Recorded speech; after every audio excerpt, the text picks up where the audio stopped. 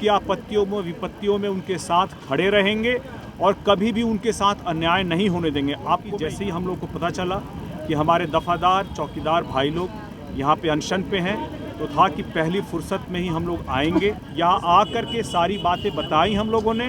बताने के बाद हम लोगों ने सबका अनशन जूस पी कर के पिला कर के तुड़वाया है। हम लोग लाठी चार्ज का और जो इस तरह के जो ये हुए हैं, हम लोग उसके पक्ष में बिल्कुल नहीं है। इस तरह से धरना किया गया है तो तुरंत ही लोकसभा चल रहा था, लेकिन फिर भी मेरी अपने राष्ट्रीय अध्यक्ष माननीय केंद्रीय मंत्री श्री चिराग पासवान जी से बात हुई और बात होने पे उन्होंने बहुत चिंता जताई।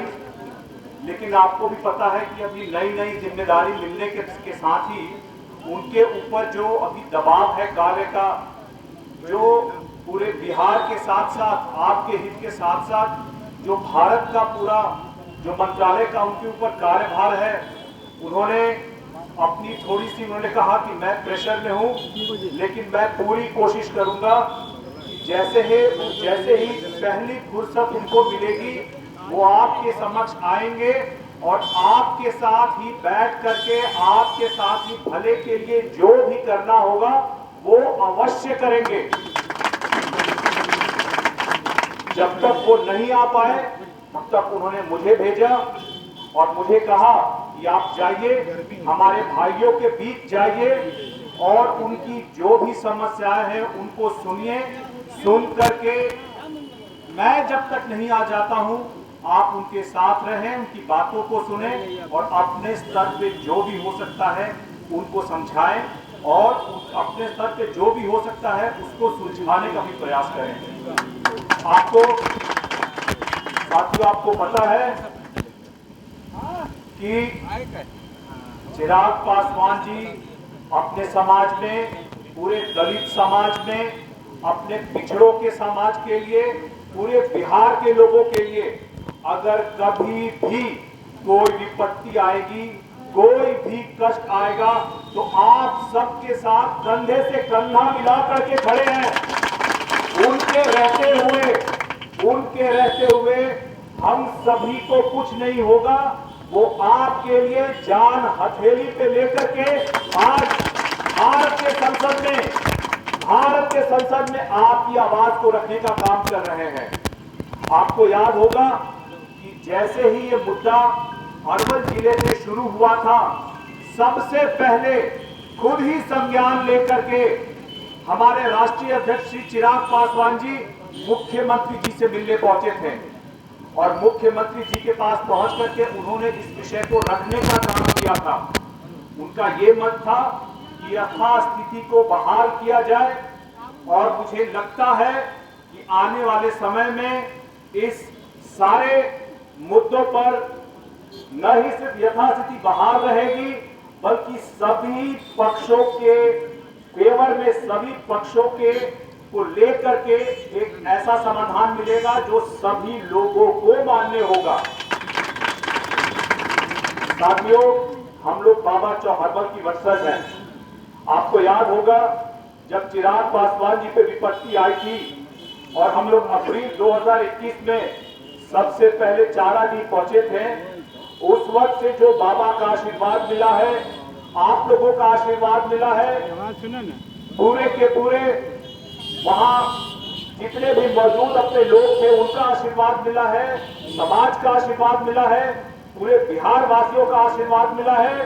उसको चिराग पासवान जी हमारी पार्टी कभी नहीं भूल सकती है और आपके इसी ताकत के कारण आज हम लोग यहाँ पर हैं, आपके लिए खड़े हैं, आपके साथ खड़े हैं और आपकी जो भी आवाज होगी, चाहे यहाँ पे राज्य की सरकार हो या केंद्र की सरकार हो, वहां पर पुरजोर उठाने का प्रयास हम लोग हमेशा करते रहेंगे।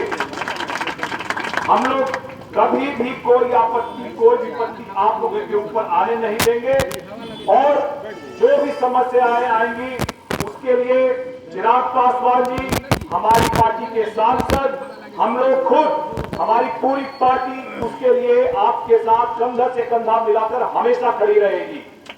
साथियों, इस मुद्दे पर आने वाले समय में हमें सकारात्मक कदम दिखेंगे।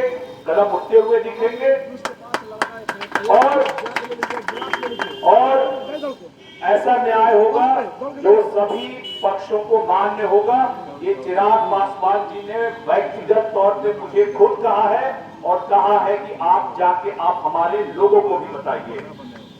साथियों, आप लोगों ने जो आवाज उठाई थी वो आवाज हम लोगों तक पहुंची है।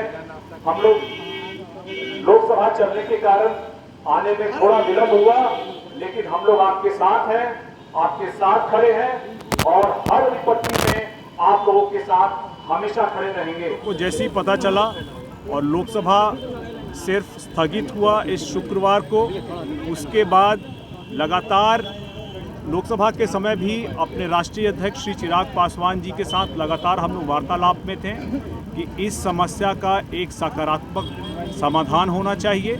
और इसके लिए आपको मैं याद दिला दूं कि जैसे ही हम लोग को पता चला कि हमारे दफादार चौकीदार भाई लोग यहाँ पे अनशन पे हैं, तो था कि पहली फुर्सत में ही हम लोग आएंगे।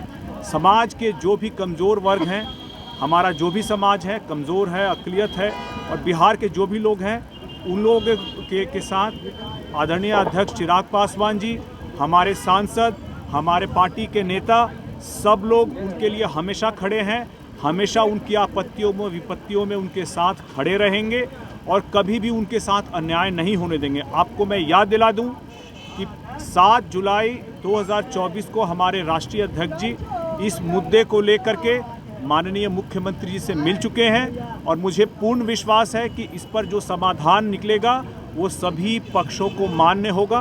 बहरहाल उन्होंने मुझे संदेश लेकर के यहाँ भेजा कि आप जाइए, हमारे जो भी दफादार चौकीदार हमारे समाज के लोग, बिहार के लोग हैं, आप हमारा संदेश लेकर के जाइए कि हम लोग आपकी हर विपत्ति में आपके साथ खड़े हैं और हम लोग कहीं से भी कोई भी अन्याय नहीं होने देंगे। यहाँ आकर के सारी बातें बताई हम लोगों ने, बताने के बाद हम लोगों ने सबका अनशन जूस पिला करके तुड़वाया है और मुझे पूर्ण विश्वास है कि इस पर जो सकारात्मक पहल हमारे राष्ट्रीय अध्यक्ष जी माननीय मुख्यमंत्री नीतीश कुमार जी लेंगे, वो समाधान सभी पक्षों को मान्य होगा। सर, लंबे समय से ये लोग धरना पर बैठे हुए थे अपनी मांगों को लेकर, क्या लगता है कब तक इन लोगों की मांग सुनी जाएगी? देखिए, इसकी पहल और पहले से ही हमारे राष्ट्रीय अध्यक्ष जी ने कर दी है और हम लोगों को लगता है कि थोड़ा इंतज़ार करना चाहिए, इस पे एक सकारात्मक समाधान होगा। क्या लग रहा है सीएम नीतीश कुमार जो है सुनेंगे? चिराग पासवान मुलाकात भी की? जी हाँ, बिल्कुल सुनेंगे। हम लोग घटक दल हैं और घटक दल में जितने भी एनडीए के घटक दल हैं आपस में समस्याओं को लेकर के बात होती है और मुझे पूर्ण विश्वास है कि इस पे एक सकारात्मक पहल शुरू हो चुकी है और सकारात्मक समाधान निकल आएगा जो सभी पक्षों को मान्य होगा। दोबारा चिराग पासवान कब मिल रहे हैं सीएम नीतीश कुमार से? पहले चिराग पासवान जी जहाँ जैसे ज़रूरत होगी, चाहे मुख्यमंत्री जी से मिलना हो और या भी किसी और फोरम में इसको उठाना हो, वो ज़रूर उठाएंगे और मुझे पूर्ण विश्वास है कि पहली फुर्सत में बिहार आएंगे तो आ करके अपने लोगों से मिल करके इस बारे में जरूर बताएं। लेकिन जब ये लोग आवाज, लेकिन आप लोग की तरफ से चौकीदारों के लिए खास क्या किया जा रहा है? कब तक मांग उठाई जाएगी इन लोगों के लिए? देखिए, जो भी इनकी मांगे थी इनको हम लोगों ने मुख्यमंत्री जी के पास 7 जुलाई को ऑलरेडी उठा दिया है। उन मांगों से माननीय मुख्यमंत्री जी को अवगत करा दिया है और मुझे लगता है कि थोड़ा समय देने की ज़रूरत है मुख्यमंत्री जी को, इस पे सकारात्मक समाधान जरूर निकल आएगा। देखिए, जब सरकार की आवाज़ उठाते हैं ये लोग तो लाठियाँ चलती है। गांधी मैदान पिछले बार भी लाठी इन लोग को खाना पड़ा था। देखिए, ये दुर्भाग्यपूर्ण है कि जो भी प्रदर्शन होता है अपनी मांगों को लेकर के, ऐसे में उनकी मांगों को सुना जाना चाहिए। हम लोग लाठीचार्ज का और जो इस तरह के जो ये हुए हैं, हम लोग उसके पक्ष में बिल्कुल नहीं हैं।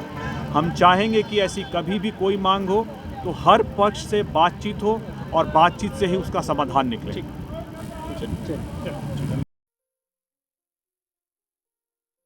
ये लो, मुंह मीठा करो। आज मैंने अपना जॉब छोड़ दिया, अब हम पूर्णिया वापस जाएंगे।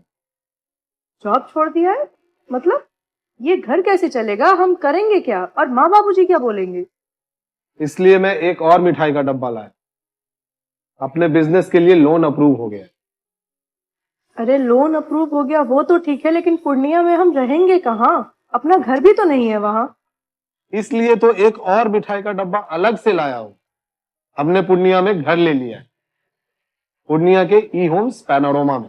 पूर्णिया में पैनोरमा ग्रुप लेकर आए हैं ई होम्स पैनोरमा। बड़ा घर, आलीशान जिंदगी और अत्याधुनिक सुविधाओं के संग। अरे अब क्यों मुंह मीठा करवा रही हो? क्योंकि हम घर वापसी जो कर रहे हैं। घर वापसी की खुशी पूर्णिया में ई होम्स पैनोरमा के संग। ई homes panorama, luxurious lifestyle redefined.